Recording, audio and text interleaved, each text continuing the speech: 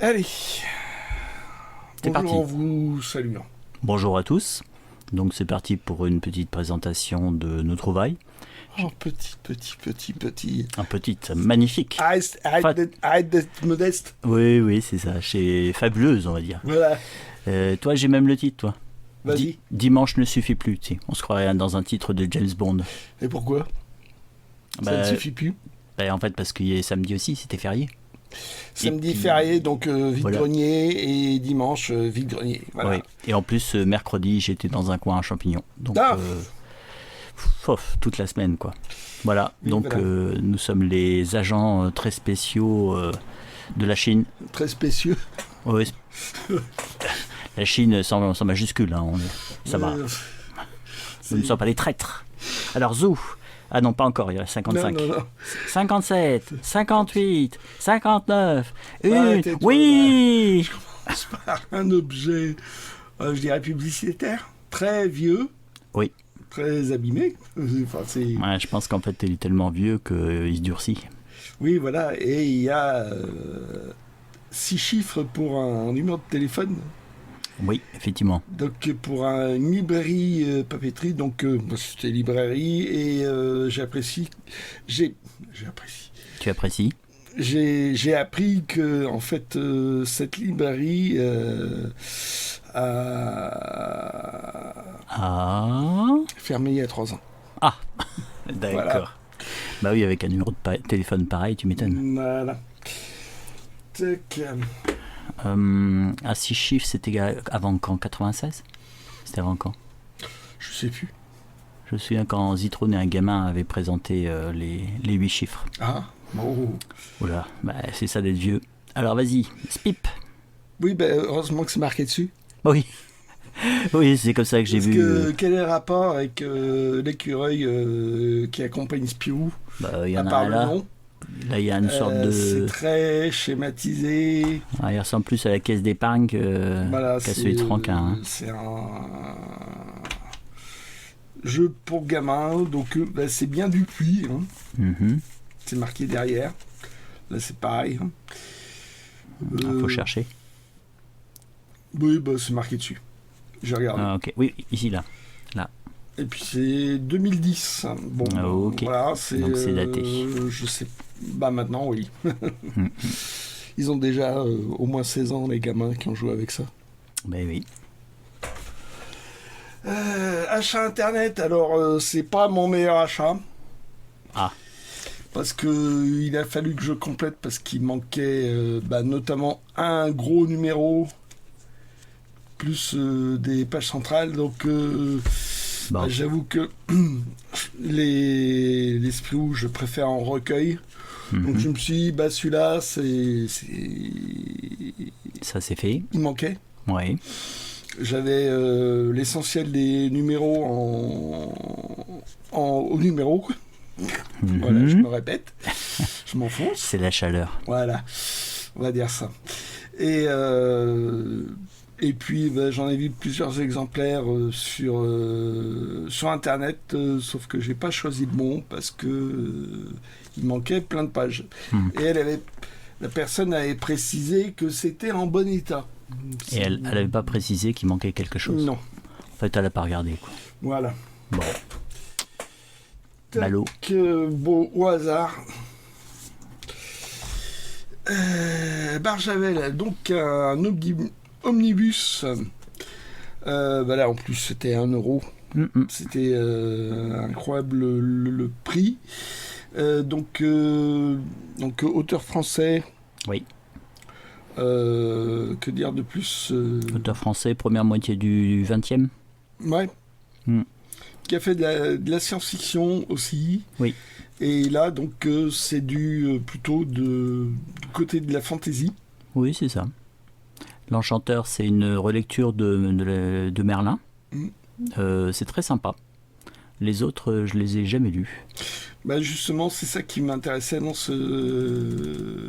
cet omnibus, c'est que il n'y a pas grand chose avec les titres qui me disaient quelque chose. Ok, d'accord. Donc ça valait le coup. Il faut me les sortir au tire-bouchon là. les mots.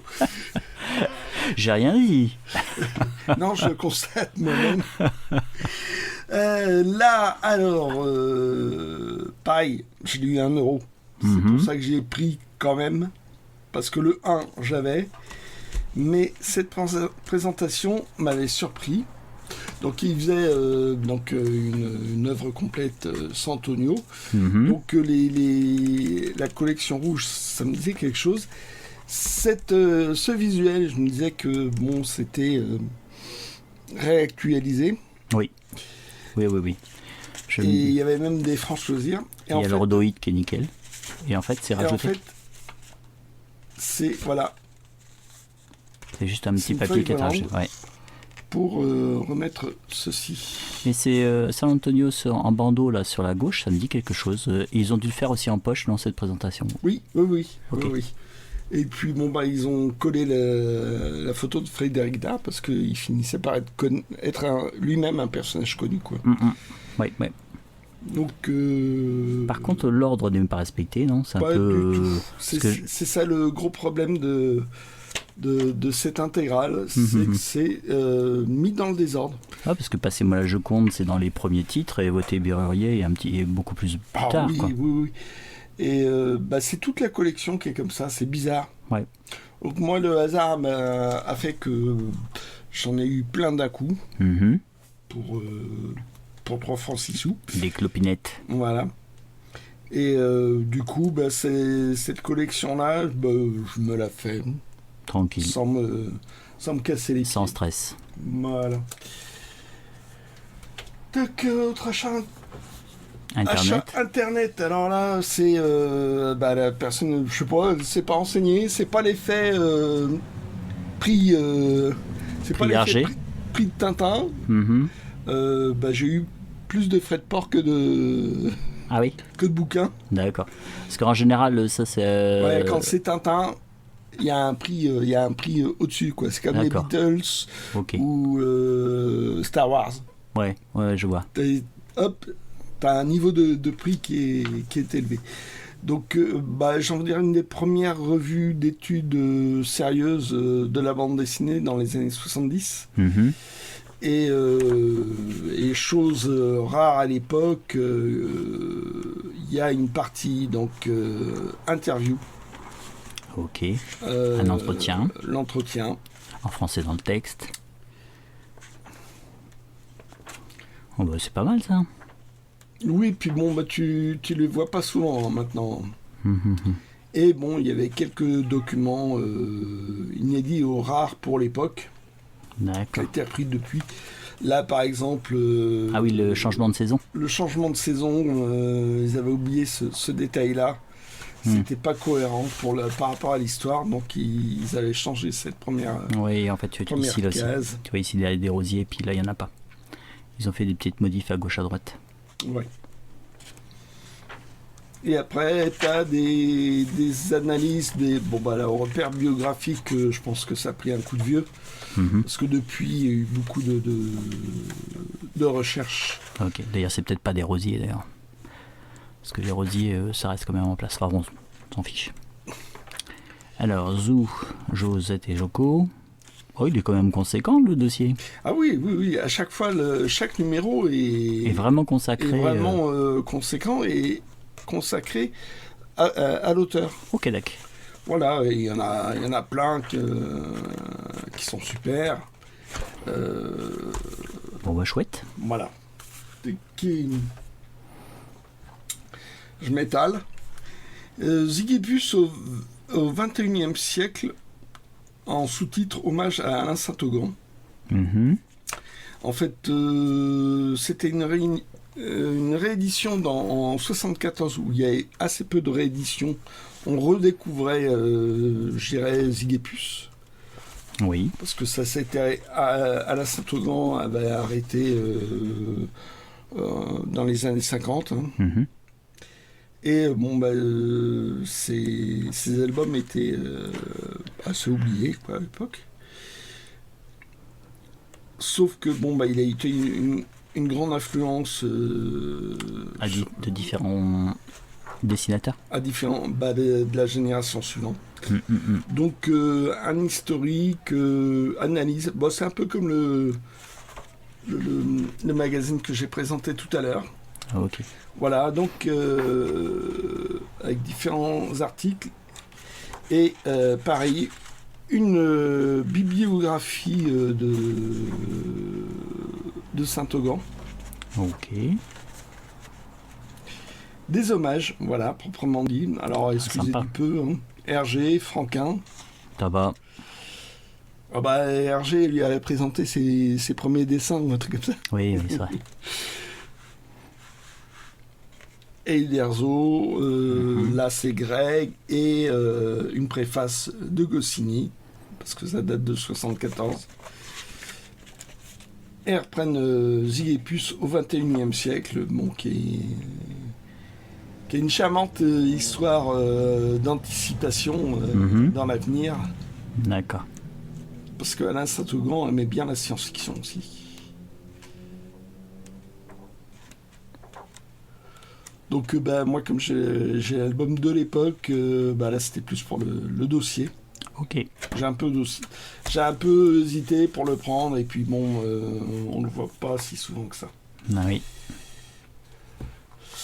Un chlorophylle que moi j'avais pas. Mhm. Que toi t'as pris une intégrale. Une intégrale. C'était une très bonne idée. Oui. Et en plus, bon, bah, cette histoire, je ne l'avais jamais lue jusque-là. Et c'était les rééditions des années 80 qui n'étaient pas les meilleures rééditions, parce que c'est techniquement à l'époque c'est pas encore top. Mais bon, c'était la première qui existait. Oui, c'est vrai. C'est vrai. C'est celle qu'on trouvait facilement en fait quand on était jeune. Donc bah, chouette histoire par Machereau. Mhm. Et il est complété, je crois, par rapport à l'album de l'époque. Ah, tu me disais que c'était sorti dans Jeune Europe, c'est ça? Oui, ça, ouais. C'est cette histoire-là. Et là, tu vois que ils avaient pu le lettrage de l'époque. Donc, j'ai envie de dire, t'as l'impression que c'est un stagiaire qui a refait les textes à l'intérieur. C'est peut-être le cas. Donc, c'est dommage parce que ça gâche un peu le dessin. Mhm. Mais l'histoire reste sympa. Bah, tu sais, les amis de... Oui, les amis de Machereau. Oui, les amis de Machereau s'étaient fait un petit dos toilé de cette histoire-là. Ah oui, c'est vrai. En prenant et en corrigeant. Et ils ont une chaîne sur YouTube si vous voulez voir ce qu'ils font. Mais je crois qu'on en a déjà parlé. Ouais. Mais bon, là, il se trouve que je suis tombé dessus. Alors là, une dame très gentille. Je sais plus, j'avais pris un autre album, et puis elle m'a dit... déjà, elle les vendrait à 1 €. Et Oui. je suis, ah bah celui-là, il est abîmé, je vous le donne. Bon, bah, c'est Bon, donné. bah, cool. Ah, c'est vrai qu'effectivement, il a pris cher. Oh, et oui, Ouais. on a connu, il y a du boulot à faire, quoi. Donc, apparemment, je me demande... encore texte de Goscinny, Oui, mais je crois que c'est le dernier, non? je sais pas, mais en tout Y a cas, pas un truc à la fin? Ah, BD Star. c'est BD Star, c'est plus d'argot. Apparemment, c'est Tabary qui prenait son indépendance. Ouais. Parce que celui-là, je crois que c'est le premier que j'ai acheté. Ouais, puis je En crois 78, que... bah oui, ça doit être à l'époque. Et je me demande si c'est pas un des derniers. Un des derniers avec du texte de Goscinny. Oui. Et Oui. pour cause, Voilà. voilà. Bah, c'est le dernier. C'est bien ça. Voilà, là il fait un hommage à son ami. Parce que c'est apparu 1 an après la mort de Goscinny. Oui. Ok. Ça, c'est toi qui m'avais présenté cette BD. Donc tu m'avais filé Victor Levallois. 4e. Mhm. Donc là c'est le premier tome. J'avais trouvé le 2e tome, donc il m'en manque un. Oui. Donc, dessin de Stanislas, qui était le plus bankable à l'époque, enfin d'après l'association. Ah oui. Ouais. Ah. Et il pensait que c'était celui qui percerait le plus. Et en fait, non. Bah, bizarrement, non. Ouais. Alors qu'il a un dessin, ligne claire, à fond la caisse. Tout. Et c'est une série très Alors, sympa. Le dessin, j'ai envie de dire, il y a un côté naïf. Oui. Que n'a pas du tout le Les scénario. histoires. Ah non. Non. Contexte, j'ai envie de dire, Bon, ça se passe... historique. Oui. C'est violent. Ah oui. Ça paraît pas du tout par rapport à ce que c'est... Par rapport au dessin, quoi. Faut pas se fier au dessin. Et moi, j'ai un peu nagé dans les trucs. Hein, ok. Bah, c'est beaucoup avec toutes les magouilles qui peuvent se passer en Indochine, donc l'Indochine à l'époque coloniale en fait. Et c'est chouette quoi. On sent qu'il a quand même pas mal étudié le côté historique. Et puis donc c'est notre héros qui passe d'histoire en histoire. En fait, on présente apparemment, il a dans les 50 ans le personnage. Oui. Et c'est des souvenirs. Ah ok, d'accord. Ce sont des souvenirs qu'il a de sa jeunesse, quoi. Voilà. Ok. Et si, en fait, certains ont été bradés à Nose à une époque. Tiens, voilà, ah oui, on voit l'étiquette. À Forêt-Caisse. Et donc, les 3 premiers, je crois que c'est Alpen Publisher, qui est devenu, qui a été racheté, ou je sais pas ce que c'est par rapport aux humanoïdes associés. Donc, si vous le trouvez, je trouve que c'est bien. Ah oui, c'est un boulot sérieux, quoi. Oui. Okay. Alors, donc dimanche, un vide-grenier. Aussi dimanche, et ça a été moins fructueux pour moi. Oui. Ah, t'es dans le désordre là, parce que je vois des choses d'hier. Et ça ressemble à tes Kinder Metal, c'est un peu l'achat, histoire de ne pas revenir les mains vides. Oui, c'est ça. J'avais commencé ça à une époque, quand vraiment sur un petit vide-grenier je trouvais rien, j'essayais de trouver un petit Kinder Metal, une petite saloperie pour pas revenir bredouille, quoi, histoire de dire que j'avais trouvé quelque chose. Bon, bah là, c'est un boulet bill, c'est le 15e, c'était la première édition, c'est, voilà, c'est gentil. Si j'en trouve un, c'est que c'est pas cher. Ouais. Parce que, voilà, faut lire un gag de temps en temps, mais un album entier, j'ai franchement du mal. Ouais. Et bon, voilà. Bon, c'est comme ça que c'était édité, hein, planche par planche. Oui. Alors là, j'ai mal fouillé. Ouais, je m'étais dit, tiens, je vais pas en parler quand même. Ça sert à rien quand quelqu'un est en train de se noyer de lui appuyer sur la tête. Voilà, c'était... En fait, sur un stand, oui, il y avait ouais, c'était rangé en fatras. Ouais, c'est vrai que c'était le beans. Fallait trouver. C'était le beans. Et on est passé une première fois, tu as trouvé celui-ci. Celui-ci, je m'étais attardé, toi t'es parti un peu plus loin. Ouais, j'étais comme un lévrier, tu sais, je courais. Et oui, c'est vrai. Et la personne me dit 1 euro. Bon, ça se refuse pas, quoi. Oui. Je pensais avoir bien regardé le tas parce qu'il y en avait un deuxième. Oui. On a vu par la suite. Oui, quand on est passé au deuxième tour, tu venais juste de dire que tu trouvais pas grand-chose. Et en fait, sur ce stand, où je me souvenais que tu avais pris le 1, je vois le 2. Et c'est là que je t'ai dit, oui, je comprends pourquoi tu trouves pas. Le mec méchant.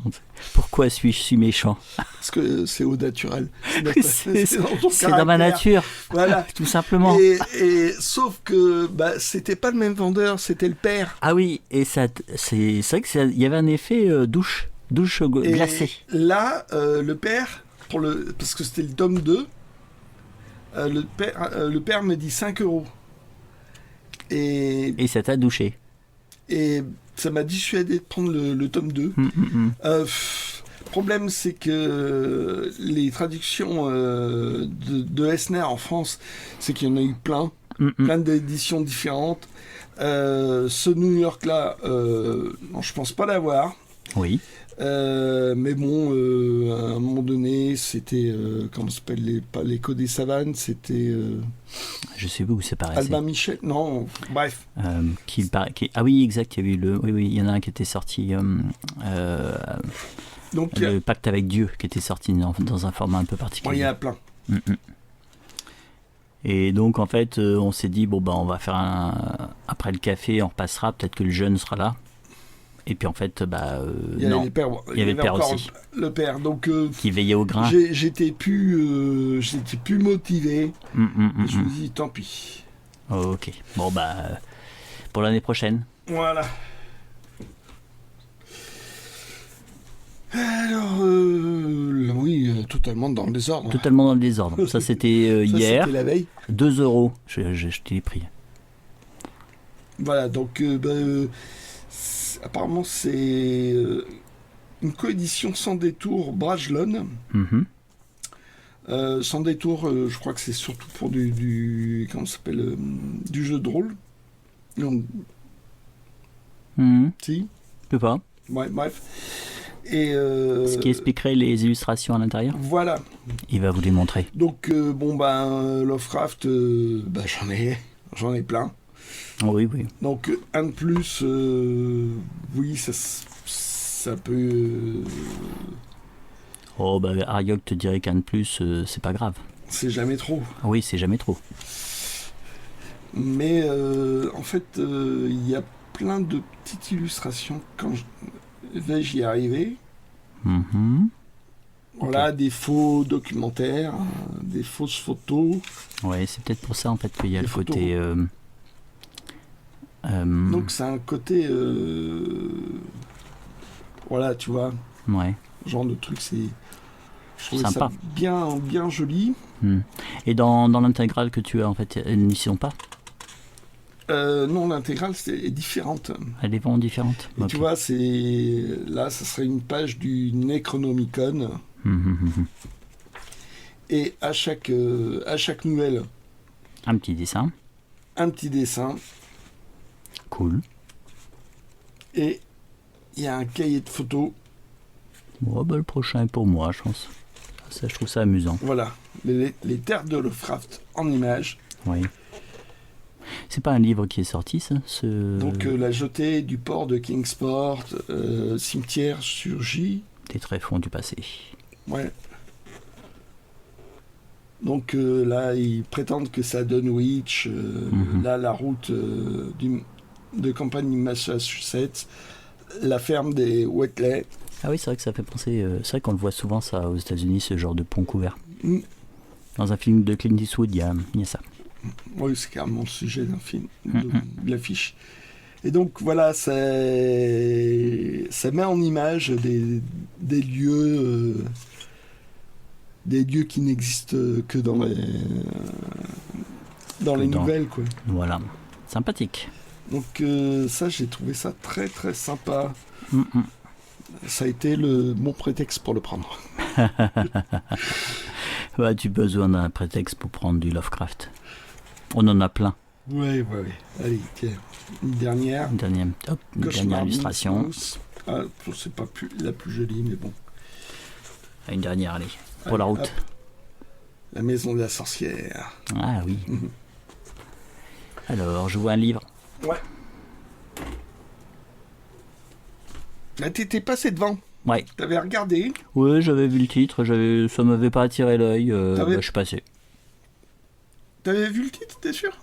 J'ai dû voir l'auteur, mais ça me disait rien, donc. Je crois que t'as surtout focalisé sur l'auteur. Et moi, j'ai regardé le titre Les catacombes de Paris. Hop.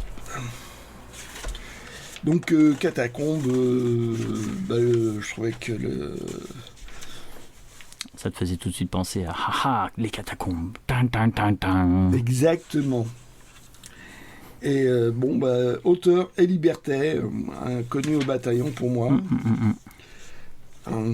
joli portrait quand même. Ah, il est né à Limoges. Il est monté à Paris. Et donc, c'est du roman populaire qui se passe notamment dans les catacombes. Logique. Grand roman dramatique. Voilà, et tu sais pas trop ce qui se passe un peu. J'ai regardé sur Wikipédia, ils en parlent comme d'un contemporain d'Alexandre Dumas, qui a eu apparemment son heure de gloire, mais qui a été oublié par la suite. Donc roman populaire avec aventure, suspense, catacombes, mort violente, etc. J'imagine. Oui, et puis bon, c'est...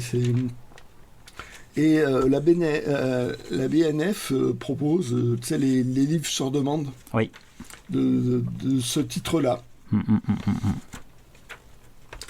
Donc, il doit être épuisé, ça. En fait, c'est là où c'est sympa. Sur demande. Oui, mais ça veut dire que il n'existe plus, il n'y a plus d'édition récente. Ils sont obligés de le faire en livre sur demande. Ah oui. Et donc, il est bien illustré. Ça m'a l'air pas mal. J'ai lu juste la première page parce que je suis déjà sur autre chose. Oui. Mais bon, les résumés que j'ai lus sur... sont positifs. Ouais, ça a l'air pas mal. Ok. Bon, donc, je vais me le tenter un de ces jours. Ouais. Mais bon, c'est pas un truc que j'emmènerai au boulot, ce sera pas très pratique pour le lire. Bah oui. Et il y a une biographie de Liberté qui est assez rigolotée. Ah oui. Oui. Parce qu'ils disent, c'était un amoureux de la nature, il s'était fait une collection d'insectes, machin, il avait tout vu, tout vendu, c'était, je sais plus, c'était 1000 écus, Il est monté à Paris pour faire ses études, normalement des études d'avocat, mais lui, il voulait plutôt écrire, tout ça, puis il a usé tous ses écus, donc après il est devenu répétiteur, machin, et puis ça a été galère pour pouvoir se faire éditer une première fois, mais apparemment... Il a eu du succès. Et par la suite, il a eu du succès dans je ne sais plus quel journal. Ok. Bon, il y en avait pas mal à l'époque. Hein. Mais c'était assez amusant à lire. Voilà. En fait, courant du 19e siècle, en fait, il y avait toutes les lois qui étaient passées, loi Guyot et tout ça, sur la lecture publique, commençaient à faire leurs effets. Il y avait de plus en plus de gens qui savaient lire, tout simplement, et qui voulaient lire. Et donc, il y a eu beaucoup de journaux, de quotidiens, qui éditaient les feuilletons, tout simplement. Ce qu'on appelait les feuilletons. Je sais plus, j'ai lu ça quelque part, que en fait, c'était une partie de la mise en page. Oui. De la première page. De la première page. C'est tout en bas. En bas, cet endroit-là s'appelle le feuilleton. Et ce qui fait que c'était une accroche, quoi, les gens, comme c'était sur la première page. Et là, voilà. C'est à moi. Ouais, c'est à toi. Ok, d'accord. Bon, une petite question. Oui, vas-y, dis. Quel jour tu n'as pas chiné ? C'est une bonne question, ça. Jeudi. Jeudi. Tu t'es reposé jeudi ? Oui, c'est ça. Je me suis reposé le jeudi. C'est ça. Parce que t'es en vacances. Je suis en vacances. Voilà. Mon frère était là, donc déjà il y avait dimanche dernier, on a chiné. Lundi, on s'est reposé. Ah bon ? Oui. Qu'est-ce qui vous est arrivé ? Ouais, c'est comme ça, tranquille. On a papoté, tout. Et on a commencé la semaine, on s'est dit, tiens, qu'est-ce qu'on va faire les différents jours ? Il y a tel coin champignon, tel coin champignon. Et puis il y a tel coin champignon. Donc, à chaque fois que j'avais de tes nouvelles, c'était un coin champignon. Oui, c'est ça. On a été là. On a été là et on a été là. Et bien sûr, on n'est pas revenu les mains vides. Donc je vais vous montrer mes achats. En es-tu capable ? C'est difficile. C'est vraiment difficile. Hein. Je crois que c'est rare quand je reviens de vide-grenier sans rien du tout. J'arrive toujours à trouver un petit truc, même si c'est pas un Kinder Metal, un petit truc rigolo. Alors en plus là, il y a des choses que j'ai oubliées de samedi. En fait. Tricheur. Tricheur. Je m'en suis rendu compte en fait quand j'arrivais pratiquement chez toi. Donc je me suis dit, je vous les montrerai la fois prochaine. Mais c'est des petites choses assez sympas. C'est des petits trucs rigolos. Ouais, Donc, t'en parles et tu montres pas. alors on va commencer, alors déjà c'est coin champignon, alors c'était, ça c'est la seule à peu près bonne affaire du coin champignon, parce que c'était des certains prix, hein. Ce sont des choses en fait que je trouve assez chouettes, mais c'était des certains prix. Alors cette collection là, elle n'est pas très récente, enfin elle n'est pas très ancienne je veux dire, c'est la collection chef-d'œuvre universel Gallimard Jeunesse. Il y a quelques titres en fait qui sont assez sympathiques, dans cette collection j'ai déjà Le Tour du Monde en 80 jours, of course, L'île au trésor et je sais plus si c'est peut-être un qui vient après et je me souviens plus du titre. Il y a un Sherlock Holmes. Ah, c'est le Sherlock Holmes. Donc ah oui, c'est ça, le chien des Baskerville. Donc en fait, vous voyez, dans cette collection chef-d'œuvre universelle, ce sont que des classiques. Normalement, c'est plutôt pour les ados et ce qui est très sympathique, on va le voir ensemble. Même si tu centres bien, ouais, ça serait. Les reflets. Ouais, voilà. Alors ça c'est voilà, tu laisses ta main ici. Donc ce qui est très sympathique, c'est qu'il y a une iconographie très riche, à la fois et très variée. Très variée. Ça peut être des photos, ça peut être des aquarelles. Alors là, tac. C'est un plastique en fait. Je pense c'est le papier. Ouais, le papier est un petit peu glacé, donc je pense qu'il peut. Donc il y a des photos par-ci. Des gravures. Et en fait, souvent, il y a un illustrateur qui revient régulièrement. Là, c'est James Prunier. Donc, voilà. Et donc, c'est une série de nouvelles. Donc là, de Poe. Donc là, c'est le Scarabée d'or. Et en fait, ouais, c'est leur défaut. Je pense qu'en fait, c'est un petit peu comme certaines bandes dessinées. Oui. Oui. Les pages ont tendance, quand c'est compressé, à légèrement se coller les unes entre les autres. Voilà. Capitaine Kidd avec 2K.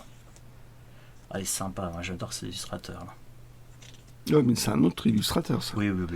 Voilà, et donc il y a des vieilles gravures, ouais. Des photos. Donc en fait on ne va pas aller jusqu'au bout, mais en tout cas c'est vraiment très sympathique ces illustrations. Des objets photographiés de l'époque. Oui, voilà. Et c'est ça fait un mélange très très sympa. Ouais, encore tac. Donc là, c'était 3,50 €. Il y en avait d'autres dans cette collection, mais ça montait tout de suite à 8 €. Donc j'ai juste pris celui à 3,50 €. Moi, je suis très... On trouvera les autres. C'est ça. C'est vraiment une collection. C'était le premier achat dans ce vide-grenier. C'était pas un vide-grenier d'ailleurs. Quoi, un champignon ? Dans ce coin à champignons, ce n'était pas un vide-grenier. De toute façon. Et donc c'était un petit peu toujours le premier achat. Je me suis dit, tiens, j'ai fait pas mal de kilomètres. Je suis pas venu pour rien. Je prends ceci. Et en fait, après j'ai trouvé d'autres choses. Alors celui-ci, en fait, c'était très rigolo parce qu'il n'était pas du tout à sa place. Mais vraiment pas à sa place. Il était couvert un petit peu de poussière pour la tête. Là, il y avait des petits trucs. Et c'est quand j'ai vu le dos. Alors là, est-ce que vous allez le voir ? Ah, vous voyez ? Paris en l'an 3000. Donc de Henriot. Donc Henriot, il a été le directeur de la revue Charivari. C'était une revue au 19e. C'était plutôt humoristique, non ? Oui, c'est ça. Et donc, en fait, quand tu es directeur, c'est plus facile de te faire éditer, publier. Et donc, c'est ce qui s'est passé. Peut-être qu'il avait du talent. Waouh ! Et donc là, c'est joli là. Ah oui. Donc, qu'est-ce que c'est cette histoire ? En fait, tout simplement, c'est la comète de Halley passée en 1985. Je ne sais pas si vous vous souvenez. Non ? Si. Ouais, moi aussi j'étais étudiant, j'ai pas vu grand chose parce que j'avais pas les télés à l'époque, mais elle est passée en 85 et dans le récit en fait qui a été écrit en 1911, ça se passe pas bien. Et donc en fait Paris, les gens évacuent Paris et donc là c'est 3 archéologues qui retournent sur le site de Paris qui est en fait sous les glaces.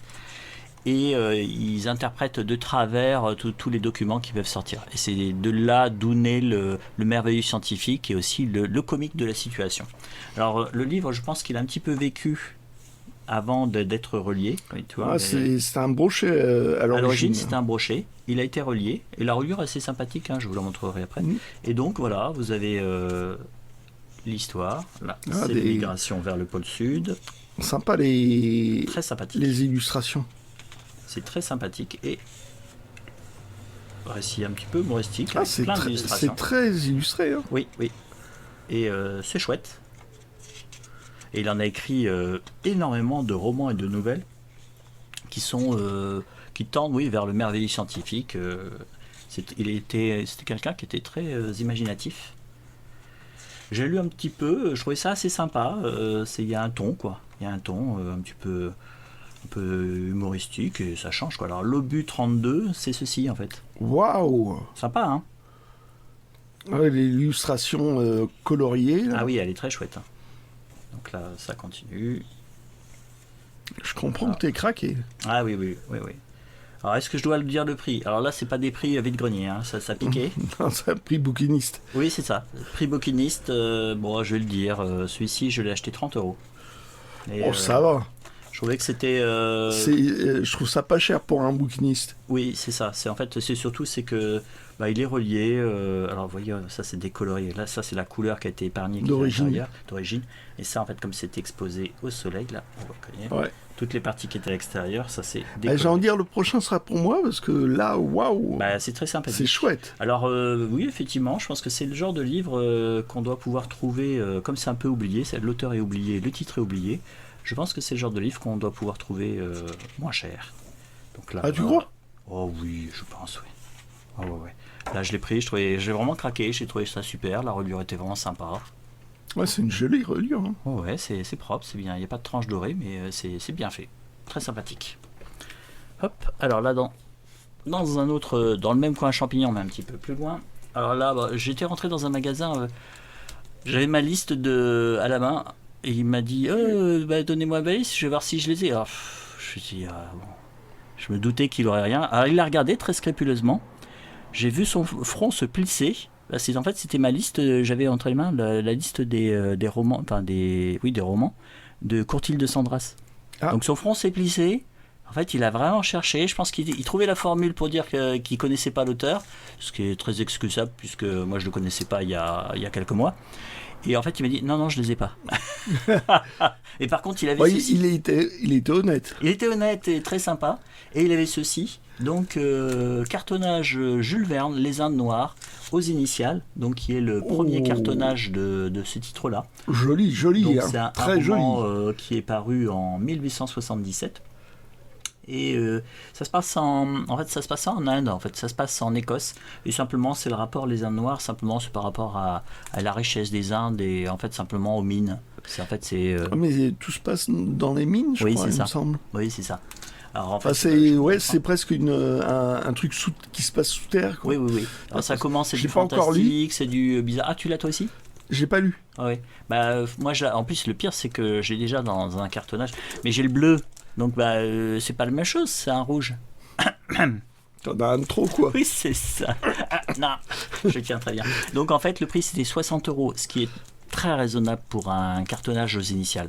Parce que là, il est vraiment quand même bien. Je n'ai même pas eu besoin de le couvrir, celui qui l'avait couvert. Et il se tient vraiment là, tous les livrets qui se tient. Mon bleu, les cahiers, il se faisait mal. Hein. J'étais obligé de le faire relier. Ouais, mais tu l'as pas payé le même prix ou je confonds avec un autre. En fait, c'était l'époque où j'avais tendance.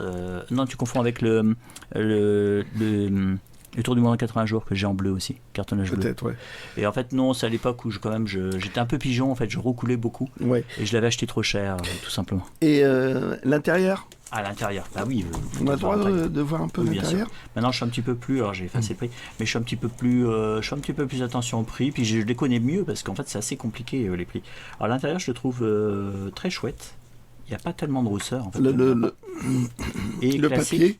Le papier, c'est papier semi-industriel. Hein. Vous voyez, il est un petit peu bruni, on le voit. On n'a plus le papier Bonaventure ou très blanc. Ah, c'est déjà plus le Bonaventure? Non. Le Bonaventure, ça n'a pas duré longtemps. Hein. C'était vraiment autour de 1867, puis 2-3 années. Alors, surprenamment, vous remarquerez le niveau de langage. Surprenamment, je vous montrerai quelque chose, en fait, et je trouve que le papier est de très bonne qualité. C'est ce que j'ai trouvé aujourd'hui. Tu verras, je te montrerai. Ah, dame. Alors, oui, dame. C'est l'expression de locale. Alors, là, voilà. Donc là, il n'y a pas, ce sont des cartonnages aux initiales, donc vous n'avez pas d'illustration en couleur à l'intérieur. Ce sont juste des illustrations en noir et blanc, mais elles sont magnifiques. Elles sont très précises. Oui. Ah oui, c'est incroyable. Ça, par rapport aux versions Hachette, oui, qui sont un petit peu plus baveuses. Moins. Là, c'est. Il y a une chanson, il y a.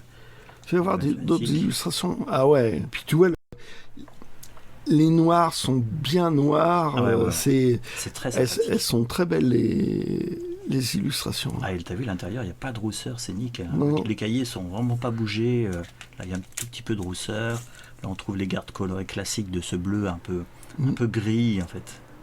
Non, là, j'étais très content de le trouver. 60 € pour moi, c'est un très très bon prix. Hein. Ouais. Voilà. Et en fait, chez la même personne, il avait ceci. Alors, je l'ai montré à mon frère. En fait, non, ça ne branchait pas. Je l'ai gardé. Et dans donc, Milan oui, dans Milan. Donc, je crois que c'est Émile Calvé, illustration de Nellic. Alors, le roman, c'est 1882 et ce cartonnage, en fait, de Delagrave, c'est 1884. Alors, peut-être qu'il y a eu des rééditions, mais en fait, même le dos, là, est magnifique. Ah ouais. Voilà. Alors, il est couvert, donc il y a des reflets, hein, je suis oui. désolé. Et, j'ai la flemme de l'enlever. Voilà. Le dos, ça donne ça. Là, c'est lycée de Besançon. Alors, c'est ça qui est rigolo. C'est qu'en fait, à l'origine, c'est un cartonnage d'étrenne. Et souvent, en fait, quand vous avez des lycées de Besançon, en fait, c'est des cartonnages plutôt en percaline, il n'y a rien du tout. Mais là, en fait, POC, ils ont collé lycée de Besançon dans le dos, alors qu'en fait, c'était un cartonnage d'étrenne avec le premier plat qui est chouette, quoi. Avec un symbole grec ou d'autre côté? Où ça? Là?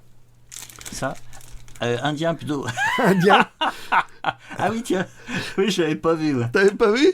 Ah, ça me donne envie d'envahir la Pologne. Je crois que c'était un truc de Woody Allen. Ah. Quand j'entends Wagner, j'ai envie d'envahir la Pologne. C'était ça. Donc là, tiens, fais voir. Hein. Il est signé celui-ci. Est-ce que ça serait pas la même provenance? Le même. Oui. Ah ouais. Attends. Ouais, ça ressemble. Hein. Ouais. Ouais, donc même provenance, c'est la personne qui avait les deux. Et donc la personne a acheté les deux au même propriétaire. Wow. Donc là, il y a des rousseurs, mais c'est dans Milan. Donc de Calvé. Voilà, et ça commence. Alors, ce sont des gens qui voyagent dans le temps et qui partent de 1888. Ils arrivent à Paris en 2880. Et non, pourquoi je dis 80. Donc ils arrivent à Paris en 2880 et en fait il y a quelqu'un qui leur montre Paris, les inventions, patati, patata. Et ouais, c'est plus une visite qu'une histoire, quoi. Oui, c'est ça. C'est un petit peu ce genre de récit assez lourd où en fait oui, c'est ça, c'est une liqueur mystérieuse qu'ils ont bu. Ils ont fumé la moquette. Et donc, en fait, ils se retrouvent. Mais l'illustration était assez chouette. Puis le cartonnage, je le trouvais assez sympathique. Je crois que j'en avais entendu parler dans différentes bibliographies. Il le cite. Voilà. Attends, je vais tenir de ce côté-là pour que tu. Parce que, en fait, c'est ça. Ah, tiens. Alors, on va enlever ceci.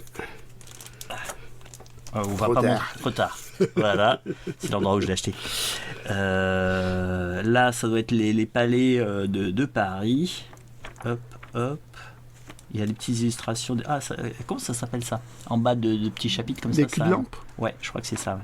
Des petits culs de lampe originaux. Toutes les illustrations, c'est Nellic, là, la personne. Hop. Bon, il y a des petites rousseurs, mais ça le fait. Et puis, je trouve. C'est pas très. Ouais, c'est un peu décevant parce que tu voyais oui, par rapport à un super truc qui volait machin, puis là. Ouais. En fait, c'est marrant parce que tu vois, c'est autant en fait dans l'autre, tu avais l'obus 32 où tu vois un bateau avec des sortes de libellules. On sent vraiment comme si c'était dans un futur imaginé. Là, toi, ça pourrait être un truc d'histoire. Ouais, il n'avait pas trop d'imagination, l'illustrateur. Il s'est pas cassé la tête. C'est pas du. Ah, ça, c'est sympa, là. Mais c'est pas du Robida, quoi. Ah non, c'est pas le talent de Robida. Mais bon, je suis content de l'avoir. Donc, le prix, c'était 60 € aussi. Voilà. C'était prix unique, on va dire. Ouais. Mais bon, c'est. La vieille cité. Tu es faible et tu craques. Et j'ai craqué. Et donc là, ça va, les cahiers se tiennent à peu près. J'aurais du mal à te jeter la pierre, parce que c'est bien joli quand même. Ouais, enfin, les deux le même jour, ça fait un peu lourd, quoi, sur le prix. Oui, c'était bon. Je m'étais déplacé, donc autant dépenser. Ça, c'est le proverbe du jour. Pas mal, ça. Comment se justifier? Et j'ai trouvé aussi, c'était ce matin, là, j'avais sorti, alors que j'étais au café à moitié HS, j'ai sorti un truc qui était pas mal, ça. Comment c'était déjà Ah, c'est ça. Hein. Ben, je ne m'en souviens plus. Ça, voilà. Mais c'était très bien. Une belle expression perdue pour l'humanité. Voilà. Ça, c'est triste. Alors, ceci, c'était le vendredi. Vendredi, j'ai été dans un endroit où je crois que ça faisait 20 ans que je n'avais pas été. Et d'ailleurs, je ne reconnaissais plus le vendeur. Et en fait, pourtant, c'était le même. Il avait ceci dans une vitrine. Je l'ai vu. Toujours dans le coin champignon. Oui, un autre coin champignon. Non, c'est un autre coin champignon. Le prix, je suis abonné aux 30 €. C'était 30 €, je le regardais, je suis dit, ouais, c'est bon, je vais prendre. Alors, l'intérieur, il y a juste. Oui, tu vois, il y a encore le prix là, on le voit. Et c'est marrant parce que moi je l'ai, mais en édition française, c'est avec le dos carré. Ah oui, là c'est en fait ça et là c'est édition belge. C'est une édition belge ça. Et quand j'ai vu ça, je me dis tiens, ça rappelle vraiment les Spirou en fait avec le gris en fait, et là c'est bleu parce que ça n'a pas été un. Et puis c'est uni. C'est uni. Il y a pas de. Il est à peu près complet. Il manque un petit bout. Je vous montre. Voilà, je vais vous mettre ici là. Il manque juste ce petit bout là. Mais en fait, c'est tellement fragile. C'est du papier tellement fragile que ça se. Voilà, c'est tellement fragile. J'ai commencé à regarder. Je commence un petit peu à lire. Moi, je me répète, hein, moi j'adore ça fait vieillot, mais j'aime bien. Donc, c'est Sirius. Le dessin, des fois, bon. Ouais, c'est bizarre. C'est bizarre, des fois. Bah...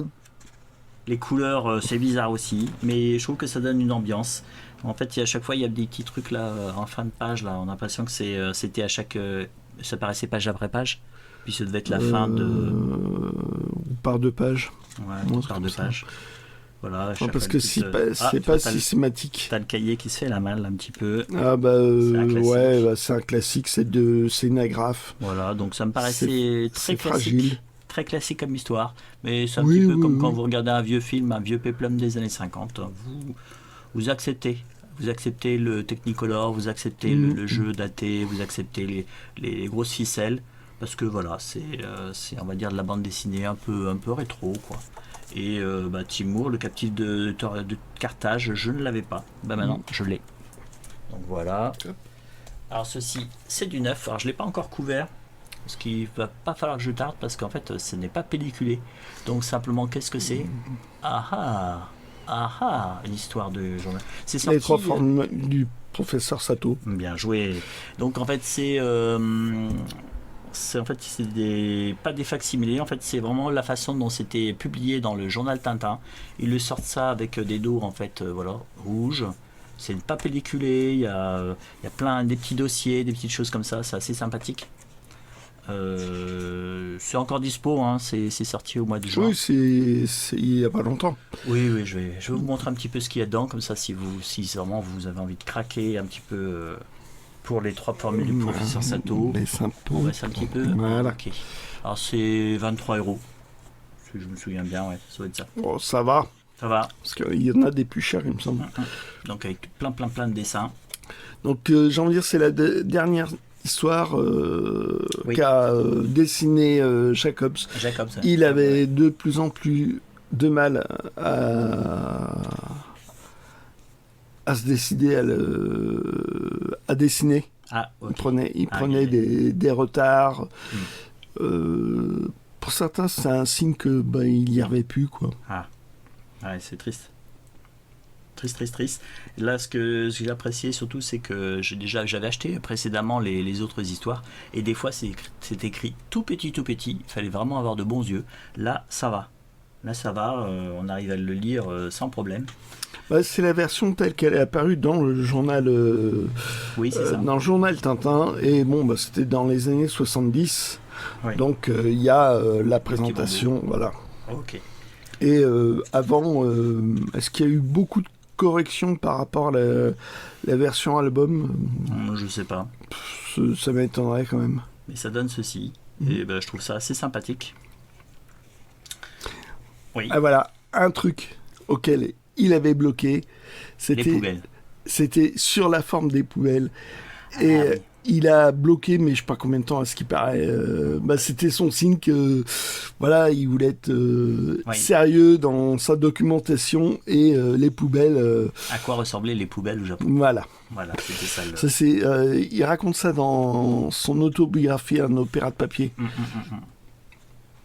Et effectivement, c'est ballot, parce que c'est vrai qu'à cette époque-là, pour trouver des informations, c'était compliqué. Si vous n'aviez pas quelqu'un pour vous envoyer des photos, je sais que des fois, il prenait des centaines de photos, il faisait des croquis dans tous les sens pour avoir vraiment le petit détail, quoi. Voilà. Donc sympathique, très sympathique. Je l'ai extrêmement peu lu, celui-là. Déjà, la suite, on n'avait pas la fin. Donc, la fin, ça a mis 20 ans et ça avait été dessiné par Bob Demore. Oui, c'est ça. Donc en fait, quand vous n'avez pas la fin, en plus, bon, c'était au Japon. Bon, je l'avais pas relu non plus souvent. C'est vrai que j'ai plutôt relu les premiers, en fait. Ouais. Ça, c'était une couverture du journal Tintin, je crois. Ah, ok. Très sympathique. Donc, achat, c'est toujours dispo.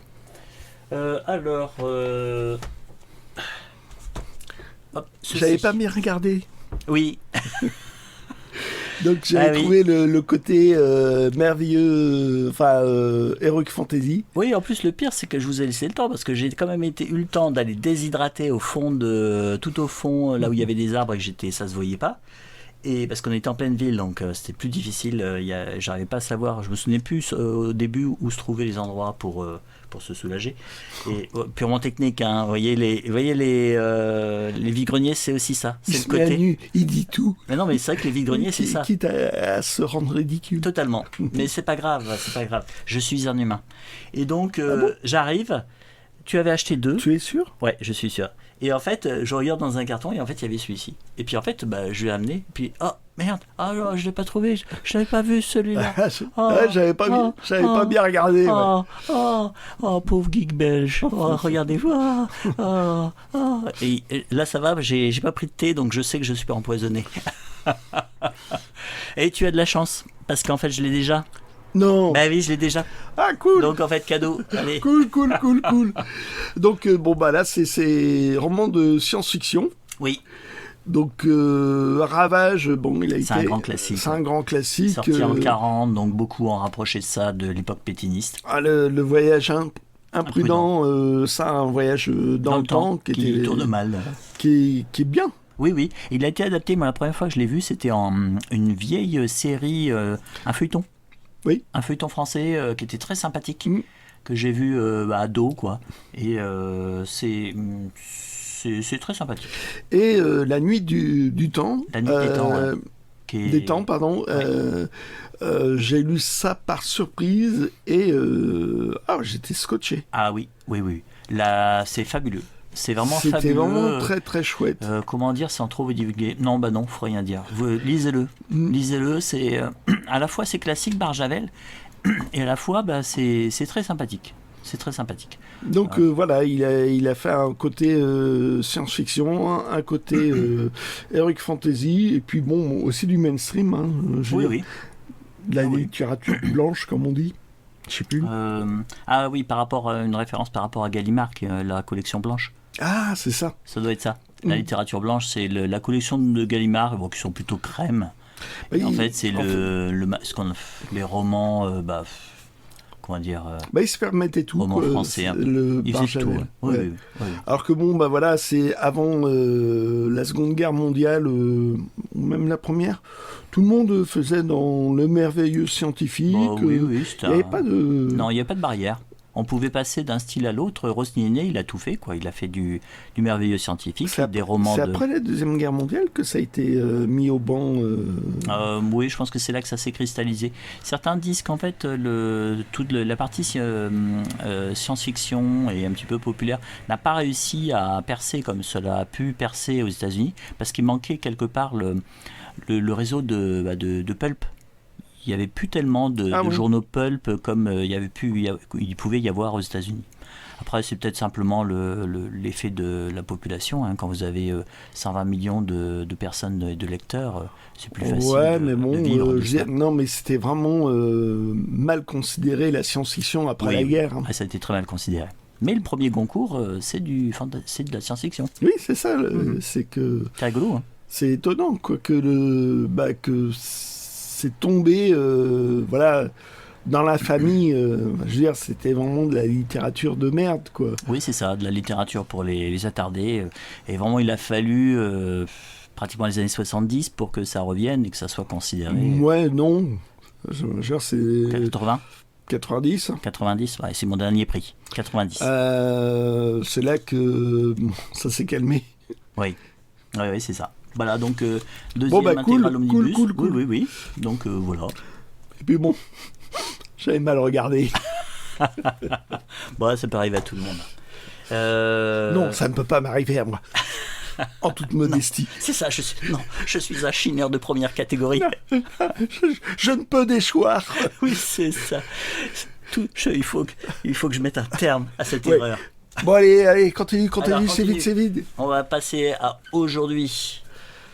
Alors aujourd'hui, par quoi j'essaie de vous donner ça dans l'ordre. Vide-grenier, qui était loin d'ailleurs. S'il était loin ce vide-grenier. Là, on a été vraiment chercher le vide-grenier.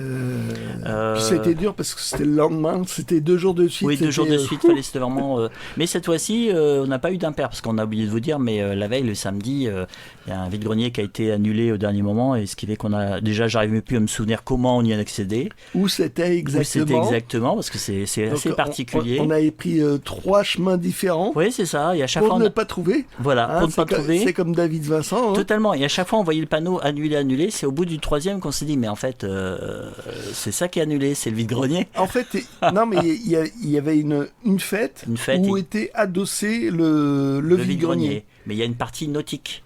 Donc en fait, c'est la partie nautique qui a dû être avec la sécheresse annulée par le préfet. Et donc tout a été annulé. Voilà. Alors qu'en fait, normalement, tout était confirmé. Et tout était vide-grenier y compris. Voilà, inclus. Et comme en plus, j'arrivais pas à me souvenir où c'était, 3 fois on s'est trompé de chemin. Et puis en fait, c'est là qu'on s'est dit, en fait, ça n'a pas lieu. Et donc il y a le geek belge qui a ciré les poings. C'est pas grave, je t'ai maudit, c'est tout. Oui, c'est ça. Il a ciré les poings, il a dit, bon, il y en a un autre. Alors je dis, oui, il y a l'autre. Bon, on y va. Et en fait, on est parti. Bon, c'était. On a fait des bornes. On a fait des bornes. Là, nickel, c'était. J'avais fait, comme dirait mon frère, j'ai fait une belle nave. Une belle nave. Les navigations. C'est en avion, en fait, tu prépares ta nave et c'est important qu'elle soit au point. Voilà. Waouh, t'es branché, toi. Je suis totalement branché. T'es chez Bran. Yes. Bon, allez, alors... tu montres quelque chose là ? Ouais, je suis en train de me dire, est-ce que c'est mon premier achat ? Ouais, c'est bon. Wow. Alors, c'est mon premier ou c'est mon deuxième achat ? C'est mon premier achat, nana. Oui, c'est ça. Ouais. Alors, Janus Stark, si vous suivez la chaîne, vous savez que généralement les fumetti, c'est ces petits trucs, j'en collectionne pas beaucoup. Je dois en avoir un tout petit peu quand il y a du. J'en ai 3 en fait parce qu'il y a du Judge Dredd dedans. Mais Janus Stark, j'aime bien. Je trouve ça assez sympathique. Alors c'est pas lui, Janus Stark, c'est plutôt lui. C'est un prestidigitateur. Contorsionniste, une sorte de Houdini. Oui, c'est ça. Et puis Mister Fantastique. Oui, aussi. Tellement il est élastique. Et donc, c'était surparu dans les années 80, c'est ça. Et j'aime bien. Je trouve que le dessin est assez fin. Alors, il y a un de nos adhérents qui a mis un petit message comme quoi il y avait beaucoup de dessinateurs de talent qui avaient participé. Oui. Alors, parce qu'on ne voit jamais aucune signature. Et voilà, c'est embêtant. Et donc, ce prestidigitateur, à chaque fois, sa spécialité, c'est tout ce qui est. Faut s'échapper d'un endroit fermé avant de mourir. Et à chaque fois, faut qu'il s'en sorte. Et en même temps, il résout des énigmes. Alors, des fois, c'est un petit peu fantastique, des fois, c'est juste policier. Et bon, il s'en sort toujours. Soit que non. Je crois qu'à un moment donné, il s'en sort pas. Il y a une fois où il s'en sort pas. Il y a une fois où il s'en sort pas. C'est la fin de la série. C'est ça. Et en fait, la série, c'est que j'ai vu des épisodes après. C'est son neveu ou son petit-neveu. Et de temps en temps, le fantôme Janus Stark vient le conseiller. Ils ont essayé de relancer le truc. Oui, c'est ça. Mais bon, c'était moins intéressant, quoi. Alors j'aime bien c'est ceci. Et souvent, dans les Janus Stark, je lis que Janus Stark. C'est-à-dire qu'en fait, c'est la fin de l'épisode, je m'arrête là. Et après, il y a d'autres trucs derrière. Ouais, et c'est ça, c'est très varié, mais je trouve pas ça formidable. J'ai tenté, j'ai échoué, on va dire. Brian Desglaces, donc ça doit être lui là, Oui. Brian Desglaces. Et là déjà, on sent que le dessin c'est plus se fait rapidement, on va dire. Faudrait surtout pas l'agrandir. Donc c'est d'autres fumetti, faut compléter. Hugo Pratt aussi a fait du fumetti, quoi. Oui, Sauf que totalement. Le masque de cuir. Il faut que ce soit vite dessiné, mais bon, les gens ont plus ou moins de talent, quoi. C'est ça. Tout ça. C'est ça. Tout simplement, quoi. Donc là, voilà. Donc je vais pas critiquer, mais voilà, ça se passe comme ça. Donc tu les prends pour Janus Stark. Juste pour Janus Stark. Voilà, et donc j'en ai trouvé 3 d'un coup, c'est cool. Alors ma liste, j'ai pas de liste, donc en fait moi je regarde ça un petit peu, je me dis est-ce que cette couverture me dit quelque chose. Ces 3 là... Tu te bases sur tes souvenirs. C'est ça, donc c'est une monumentale erreur, parce que quand je vais faire le point, en plus ils sont dispatchés, parce que c'est sur des années que je les récupère. Certains je les ai achetés et je les ai pas lus, donc c'est encore plus piégeux. Donc c'est possible que j'ai des doubles, ça c'est fort possible. Et ça c'est bien, parce que tu m'as initié à Janus Stark. Ah, tu as vrai goût, Et... Qui a pris goût, ouais. Le personnage est sympa. Ouais, c'est ça. C'est vraiment une curiosité. Donc, hop, voilà. Alors là, on va faire un peu de l'unboxing, mais c'est pas une boîte. Tu l'avais fait sur place, l'unboxing. Oui, c'est-à-dire qu'en fait, j'ai pris le paquet, mais par le mauvais côté. Donc en fait, vite, tout est parti et tout est tombé dans l'herbe. C'est tombé par terre. Voilà, c'est la faute à Voltaire. Vraiment, t'es pardonné, tu l'as acheté. Ah, j'ai acheté. Alors là, c'est pour ça qu'il y a un petit peu, voilà. Il y a un peu d'herbe. Voilà, je mets ça, je fous la merde chez toi. Merci. Voilà, comme ça ne viendra pas chez moi. Voilà, super. Et là, regarde ça, ce brin d'herbe. Il a fait pratiquement 90 km. C'est incroyable, non? Ah oui. Bah, j'enlève ça. Attends. C'est bien, mets ça de côté. Ouais, attends, on met un papier pour éviter que ça fasse des reflets et je fous la merde. Voilà. Exactement. Et alors, qu'est-ce que c'est? Toujours c'est sur toujours l'image. Attends, allez, pousse. Mais je vais mettre dessous, regarde, je vais mettre sous le papier comme ça. Voilà, sous le tapis. Bravo.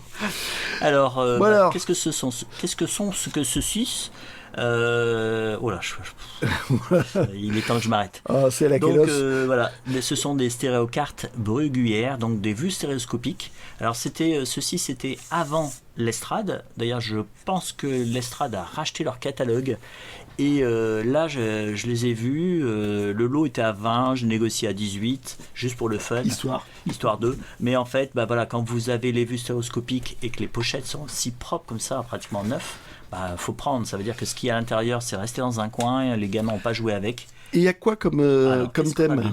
J'ai vu un petit peu, je me demandais s'il y avait Lourdes. Non, là, oui, je suis pas du tout dans le cadre. Donc, on redescend un peu. Donc là, on a Pierrefonds, là, on a Compiègne, Chamonix. Grotte de la mer de glace, bientôt un collector. L'île de Léron. Je vous mets l'herbe à côté. Les châteaux de la Loire, Château de la Loire, c'est 2. La côte de Jade, Saint-Brévin, ça se rapproche. Château de la Loire 2. J'en ai foutu partout. Qui est plus moderne. Ça, c'est plus moderne. Donc là, qu'est-ce que c'est? Ça, là, c'est la Veine Armand. D'accord. Sympathique. C'est quoi la Veine Armand? La Veine Armand, c'est un. C'est sous terre. Tu vois, là, regarde. Non, est-ce que vous allez le voir? Il y a des stalactites, il y a des stalagmites. C'est des grottes. Ce sont des grottes, voilà. Des grottes. Monaco. Un pied dans la grotte. N'oublie pas ton échec dans la grotte. Non mais un pied dans la grotte, ça porte bonheur. Oui, c'est ça. C'est surtout si le pied est gauche. Oui, c'est ça. Mont-Saint-Michel, Gavarnie, les classiques. Lisieux, je me disais. Bon, déjà, on se rapproche de ça, le basilic. Les Dolérons, le Polyken. Comme disait Coluche, si à Lourdes ça n'a pas marché, il reste Lisieux pour pleurer. C'est très drôle. Le Cap Corse, les Sables d'Olonne. Je me disais aussi. Lourdes, me faudra rassurer, Lourdes. Alors, ce qui est le plus sympathique, c'est à Malo. Ce qui est le plus sympathique, c'est qu'en Royan, Monaco. C'est le deuxième Monaco. Ça faisait un projecteur aussi. Ah oui, ils en mettaient qu'une seule. Et en fait, c'est marrant, ça, c'est bien à savoir parce que ça veut dire que tu dis, tiens, il faudra que je recherche ceci. Ouais. Ajaccio. Alors, ce qui est sympathique, c'est quand l'aquarium de Monaco, environ de Bastia, Calanques de Piana. Espagne peut-être. Ah, Gérard Mer. Gérard Mer. Gérard Mer. J'ai passé une semaine, il a plu tous les jours quand j'étais gamin. J'ai jamais fait autant de patience. C'est là qu'il y avait des festivals du film d'horreur. Oui, comme ça. c'est vrai. Alors il paraît qu'il faut dire Gérard May, mais moi je dis Gérard Mer. Ouais, beaucoup. Là, de Saint-Claude à la Faucille, Saint-Malo. Bon, parce que des fois vous tombez sur des vues. Alors je sais pas si on a Bruguière fait ça. Il y avait du Walt Disney. Du Walt Disney en fait dans les l'estrade. Et c'est super quand vous tombez dessus. Alors ça c'est bingo. Bon, Saint-Michel, bon, apparemment c'est juste les voyages. Bon non. Et sympathique. Méris-les-Bains. La Baule. Ah, c'est très varié quand même. Hein. Marcado. Et de la Faucille à Genève. Donc en fait, Donc, ça fait ça va. Des bons souvenirs de vacances. Ouais, c'est ça. 2, 4, 6, 8, 10. Ouais, c'est bon. Ça fait en dessous d'€1 la vue stéréoscopique. C'était vraiment un prix très correct. Et ils sont vraiment nickel. Donc bon. C'est marrant parce que ça montre pas le petit appareil. Non, c'est toujours le projecteur. Alors, j'ai oublié de vous enlever. Attendez, je vous montre un petit peu comment ça se passe. Ouais. Si vous suivez, vous n'avez pas vu d'autres vidéos sur les vues stéréoscopiques. Et t'en as fait une. Oui, c'est vrai. Oui. Donc, vous avez la machine, vous mettez la petite plaque dans la machine. Ouais, c'est comme des jumelles, quoi. Oui, c'est ça. Et vous avez en fait une sorte de diapositive devant chaque œil. Et c'est pas exactement la même photo. Ah bah oui, j'aurais dû vous amènera ça la prochaine fois. C'est un cadeau de mon frère qui est magnifique et vous comprendrez mieux le système. Et donc en fait, comme ça a été pris par 2 appareils photo avec une distance qui est à peu près comparable à celle entre vos 2 yeux, en fait votre cerveau réinterprète ça en 3D. Et donc vous avez une image en 3D. Et en plus, ce qui est sympathique, c'est que ce sont des vues effectivement touristiques, mais années 70, années 60. Donc des fois, comme ils s'embêtaient pas, vous avez une voiture par-ci, vous avez des gens en costume qui se baladent. Et donc voilà, ça fait un peu l'ambiance à la fois des bâtiments et des vacances des années 60 pour... Tu fais du bruit à côté, hein. Ouais. Va falloir que ça cesse. Ouais. Qu'est-ce qui est tombé? Je sais pas. Ah, allez, c'est peut-être pas une mauvaise... Continue à parler. Allez, ouais, The Show Must... c'est une baguette magique. D'Harry Potter? Ouais. Ah, c'est... À tomber de haut. Ah, tu sais qui s'approche. Donc en fait, The Show Must Go On. Et c'est sympathique. Pour en dessous d'€1, je trouve ça sympa. Puis moi, j'ai pas exactement de liste. Je les prends quand il y a moi des lots et puis que ça me paraît sympa. Sauf quand il y a vraiment que Lourdes et puis un appareil, parce que ça, les appareils, j'en ai plein, et Lourdes, j'en ai plein aussi. Donc voilà. Alors là, l'espèce de créneau, quand on fait un vide-grenier, on sent qu'au début, c'est un peu le champ des possibles et tout possible.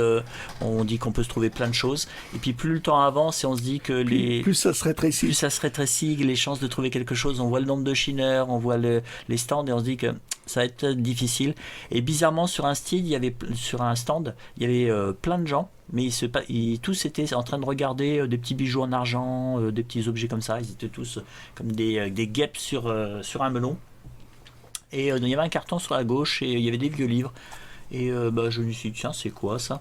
Et j'en ai trouvé 3 qui étaient sympathiques. Alors il y avait celui-ci. Donc là, La curieuse vie de l'eau. Alors quand vous voyez cette revue, on se dit, tiens, ça va être peut-être un livre d'exception à l'intérieur. Parce que la revue était bien faite.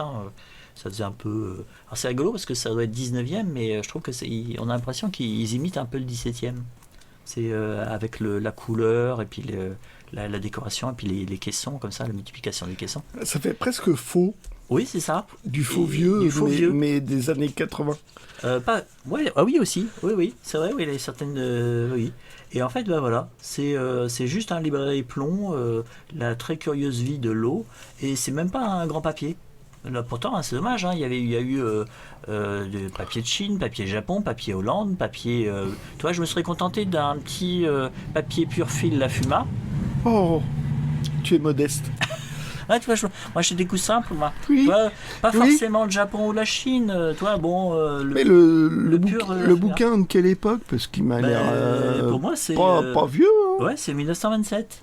Donc, c'est années 20. Et en fait, alors que ça, quand tu regardes, tu dis, non, ça ferait plutôt 18e, 17e, quoi. Ça fait plus vieux. Et en fait, voilà, papier très quelconque. Et puis je me suis dit, bon, j'allais le reposer. En me disant, bon, l'eau, je me souvenais du scandale qui avait pu avoir lieu, je crois que c'est à l'époque de Voltaire, où il en parle. Et on en parle beaucoup. Même dans le Bossu, ils en parlent. Donc, il y a le scandale. Le scandale, c'était en fait au niveau économique. Alors, je ne sais plus si c'était des actions ou une escroquerie. Ça a raté en fait. Il y a eu, c'est un petit peu de l'escroquerie. J'ai l'impression que ça ressemblait un peu à comment on appelle ça, le système pyramidal. En fait, ça spécule, les prix montent, ça va tant que les gens mettent de l'argent, puis à un moment donné, il y a quelqu'un qui commence à douter, et en fait, tout s'effondre. Ça fait un peu bulle spéculative, quoi. D'accord. Et le papier un peu merdique. Et puis j'ai lu un petit peu le début, et je trouvais ça sympa. C'était donc parce que normalement, théoriquement, c'est la vie de quelqu'un. Et en fait, le style était sympathique dès le début. C'est je vais pas vous le lire, hein, mais attendez, je vous le mets ici, là. Voilà, vous faites une capture d'écran si et puis vous lirez vous-même. Et puis voilà. Regarde, mettez un filtre de renforcement parce que capture d'écran. La caméra est pas terrible pour ça. On fait tout le livre comme ça. 3e page. Capture d'écran. Non, là tu fais durer le plaisir. Donc en fait ça me paraissait sympathique, je l'ai pris. Et il y avait ceci aussi. Alors j'ai pas réagi tout de suite parce que ça fait reliure classique on va dire. Et puis quand j'ai vu ça je me dis ah oui quand même non. Ouais, c'est le magasin d'éducation. Alors est-ce que avant ça se disait magasin mais en fait c'est un magazine. C'est un magazine. C'est rigolo hein. Ça s'est féminisé le terme. Voilà, magasin d'éducation et de récréation. Et pourquoi en fait j'ai tiqué? Tout simplement parce que c'est le magazine qui a été créé par Hetzel. Et donc les Jules Verne paraissaient dedans. Et là tu vois, regarde là, c'est 71-72. Et tu as vu le papier? La blancheur qu'il a, c'est incroyable. Hein. Et donc là, dans le premier, vous avez le chapitre 5, alors je sais pas le début, hein, des aventures de 3 Russes et 3 Anglais. Ouais, c'est ça le problème, c'est qu'il y en a eu combien de numéros de ce magazine? Énorme, c'est énorme. Voilà, donc, alors quand j'en vois, j'en prends. J'ai pas fait de liste, c'est possible qu'un jour je prenne un doublon. Il y a mon ami de Blois en fait qui a un super magasin de livres d'occasion à Blois, n'hésitez pas à y aller, placement de produits. Il m'en a donné aussi, il en avait un ou deux. C'est super sympa. Et donc il n'y a pas que Jules Verne, enfin, vous voyez, ça c'est des petites histoires un peu pour les... Vraiment pour les enfants. Édouard Paresseux. Voilà, la justice des choses. Causerie économique. Wow. Le chemin glissant. Mais sympathique quoi. Alors, avoir l'intégrale, c'est pas mon but.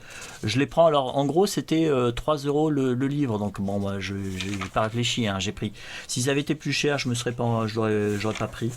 Mais bon, sympathique. Et donc, oui, voilà, c'est plus de l'échantillon. Oui, c'est ça. Enfin, ça commence à devenir un gros échantillon chez moi. Ah. Alors, ce qui est sympathique, c'est que là, on va peut-être le voir là. Est-ce que c'est le... Alors, on est toujours dans les 3 Russes et 3 Anglais. Ouais. Et en fait, quand on passe au deuxième, alors ça, c'est la suite. Hein, c'est 69-70. Il y a eu plein de reliures différentes. Oui, totalement. Il y en a que des reliures éditeurs qui sont magnifiques, mais c'est pas forcément celles qu'on trouve. Et là, ce qui est marrant, voilà, on passe aux 20 milieux sous les mers. Alors, ce qui est amusant, c'est qu'on est déjà au chapitre 23. Alors ça, c'est très curieux, ça. Pourtant, ça a l'air d'être la suite. Bon, pas forcément. Non, c'est pas, tu vois, regarde. En fait, ce qui se passe, c'est que c'est le 1 du 1870-1872, et là, c'est le 2, mais de 69-70. Donc, c'est pas du tout la même année. Donc, il devait y en avoir beaucoup plus, mais ça, c'est les deux qui... Il y a plusieurs tomes de l'année. Voilà, c'est ça. Et puis surtout, c'est que voilà, et une numérote pour chaque année. Ouais. Et puis surtout, c'est que voilà, il m'en manque quoi. Alors il y avait ces deux-là dans le carton. Peut-être l'année prochaine, j'essaierai d'y retourner. Peut-être qu'elle retrouvera les autres, ou alors ce sont des survivants. Mais donc c'est un peu disparate. Mais bon, j'ai pris quand même parce que je suis faible. Oh. Là, c'est vachement sympa. Ça, c'est 20 milieux sous les mers. C'est 20 milieux sous les mers, ça. Yes. Hop. Il y avait quoi d'autre que... Mais c'est toi qui t'es traîné. Voilà, regarde. Les mers. Les gens, ils vont perdre 1h14 de leur vie, là.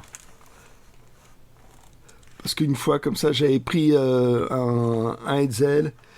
C'était vraiment pour les gamins, mais c'était sur des rats. Ah oui, exact. Et, exact. et je l'ai lu et c'était chouette. Vachement sympa. Ouais. Alors là, toi, c'est une pièce de théâtre. Toujours 20 milieux sous les mers. Ah, c'est... Hop. Bibliographie. Livre des traînes, 1870. Les jeunes esclaves. Oui. Reçu Voilà, Bachelier. c'est vraiment un magazine avec divers romans en parallèle. En feuilleton, quoi. Ah, et une feuille en plus. Hop, on va l'enlever. Et deuxième feuille, on va l'enlever. Troisième feuille. Et c'est pas un herbier, hein. Bah si. Ouais, faut croire. Allez, c'est le moment de commencer. Ah la vache, et puis en plus ça reste dedans. Merci. Faudrait que je... Super. On continue. Eh oui, on continue. Et j'aurais préféré des billets, hein. Mais quoi, ils sont plus valables. Ah bah une fois, moi j'ai... Sur un bouquin sur Bowie comme ça, j'avais trouvé des feuilles d'une herbe qui rend nigo. Ah oui, carrément. J'avais donné au vendeur parce que moi je plane au naturel. Au naturel. Alors tu vois, ça a taché les feuilles. Donc il va falloir que je fasse un petit peu. Je passe un petit peu de tout. Oui, puis il faudra que tu enlèves les autres feuilles parce qu'il y en a d'autres. Bah oui. Ouais. Alors, depuis quand sont-elles là? C'est une bonne question. Oh. Mais ça va faire longtemps. Oui, ça a été oublié largement. Ouais. Donc voilà une découverte. Là, c'est vraiment en l'ouvrant qu'on s'aperçoit qu'il y a ça, parce que généralement sur un vide-grenier, vous allez vite, hein, vous passez pas votre vie à tout feuilleter. On peut avoir des surprises un peu bizarres. Voilà. Alors ça, c'est ça qui est curiosité, hein. Le truc, les chapitres, c'est bizarre. Faudra que je regarde un petit détail que j'ai vu. Dernier achat du jour. Hop, c'était. On était passé parce qu'on a fait 2 tours. Le premier tour, en fait, il y avait juste une caisse qui était sortie. J'avais pas, d'ailleurs, il n'y avait pas de vendeur. Je sais pas où il était passé. Et quand on est revenu, tout était installé dans une caisse qui était un peu à part. Il y avait ceci. Alors qu'est-ce que c'est? Le baron Jean-Luc Masbou. Donc Masbou, un très bon dessinateur, scénariste correct, bien ça. Ouais, je sais, je suis méchant, mais je préfère en tant que dessinateur. Et surtout, c'est le dessinateur de Deux Capes et de Crocs, une série qui figure parmi mon top 3 à peu près des séries. Je l'ai croisé, alors, par contre, en dédicace, c'est compliqué parce qu'il ne fait que 10 dédicaces à chaque jour, parce qu'elles sont magnifiques et qui prend beaucoup de temps à les faire. Donc à chaque fois, il y a un tirage au sort et je n'ai jamais eu gagné à ce tirage au sort. Pourtant, je l'ai fait 2 ou 3 fois. Je me suis déplacé plusieurs fois. Et ce qui fait que j'ai laissé tomber. Et en fait, j'en ai trouvé un dans un coin à champignons. Par accident. C'est plus simple, par accident, ou alors j'ai payé le prix fort. Donc là, qu'est-ce que c'est? Simplement, c'est la jeunesse. Alors, il parle des fabulateurs. Ce qui est très sympathique, il parle de son père, hein, qui avait tendance à se raconter des histoires. Et simplement, c'est la vie du baron de Munchausen, donc là avec son enfance. Une adaptation du baron de Munchausen. Ouais. Et en fait, la vision est assez sympathique parce que il raconte un peu d'abord sa vie, son aller-retour, et le fait que, en fait, quand il était dans l'armée, il racontait à chaque fois des cracks, quoi. Des bobards. Des bobards. Et en fait, il y a quelqu'un qui a pris ces histoires et qui en a fait un livre. Et le livre finit par arriver dans la ville où vit le baron de Munchausen, qui s'est retiré, qui vit avec sa femme, qui va plus picoler à la taverne et en racontant ses histoires. Et il y a le colporteur qui est vraiment un fan de ce livre-là, qui l'a lu 10 fois. Il apprend que le baron de Munchausen est toujours vivant et que c'est ce n'est pas un personnage fictif. Donc il va le rencontrer. Et ce qui est sympathique, c'est que là, c'est le gars qui tient l'auberge, hein, Gustave. Et en fait, à chaque fois que le baron raconte une histoire, le style du dessin change et on est là. Alors là, c'est assez amusant, on dirait un papier peint ou les décors qu'on pouvait trouver des fois sur les assiettes, ou des gravures. Ouais. Et là, il a raconté une histoire, donc le style de dessin a changé. Et à chaque fois, ça va être ça. Là, il raconte une autre histoire. Ça a changé un tout petit peu sur 2 pages. Là, on revient dans la vie réelle, en fait, on va dire. Oh, c'est une chouette façon de le faire quand même. Ouais. Et là, il raconte une autre histoire. Hop, on a un autre style de dessin. Et mais sur le moment, tu l'avais pas acheté neuf parce que. Je l'avais pas acheté parce que ça a coûté un bras. C'était pas offert. Alors ça, ce style de dessin, ça te dit pas quelque chose ça? Si. Marrant, hein? Si. On dirait Billy Bean et les dessins un oui, petit peu russes. à la manière de Billy Bean. À la manière de Billy Bean. Voilà, il fait à la manière de quand il raconte une histoire. Voilà. Et là, c'est... sympathique, quoi. Ah oui, c'est vraiment inspiré de ça pour le faire. Ouais. Oui. Donc là, on retombe dans l'histoire. Et à chaque fois, c'est ça. C'est des allers-retours entre sa vie, sa femme qui aimerait bien qu'il arrête de raconter des histoires, et puis tous les gens qui sont, voilà, encore un autre style différent. Ouais, c'est vraiment à la manière d'eux, quoi. Oui, c'est ça. C'est ça. Parce qu'il a son propre dessin, quoi. Oui. Et là, il a fait d'une manière différente à chaque fois. Voilà. Encore une autre. C'est vraiment très très chouette. Ah, c'est superbe. Et là, toi, vous voyez, ça fait que confirmer ce que je vous disais, c'est que Masbou est un dessinateur vraiment exceptionnel et qui a un sens de l'histoire fabuleux. Et là, ça contredit un peu ce que j'ai dit parce que son scénario, il s'appuie quand même sur les histoires du baron de Munchausen, mais sa façon de raconter est originale. Donc, j'espère que avec Masbou, ils en ont fait un bel objet. Ouais, c'est un superbe objet avec 2 toilets, c'est un one shot. C'est sorti quand ça? Alors, c'est sorti en 2020. Donc d'accord. Là, c'est la première édition. Et je l'ai payé 5 €. Je pense que 9, ça devait dépasser les 20. Je sais pas du tout.